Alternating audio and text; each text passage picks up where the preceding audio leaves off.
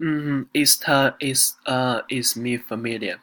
Tenemos tres personas en mi familias. Mi madre, mi padre y yo. Somos de China. Vivimos en la ciudad de Pequeña. 1 millón de personas en nuestra ciudad. Y nuestra ciudad es muy hermosa. Tenemos muchas montañas y ríos. Mi padre, mi padre no es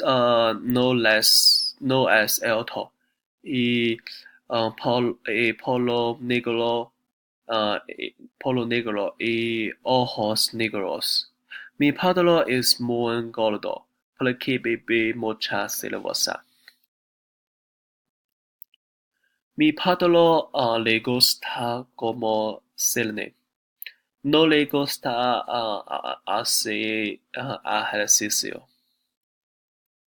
Mi madre, mi madre tiene cabello castaño y ojos negros.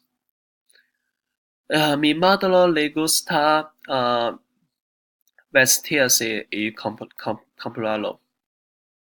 Simple, simple nos iba y comprarlo con ella. Es muy aburrido. Mi madre le gusta como vegetariana. Mi familia le gusta viajar. Nos gusta nada.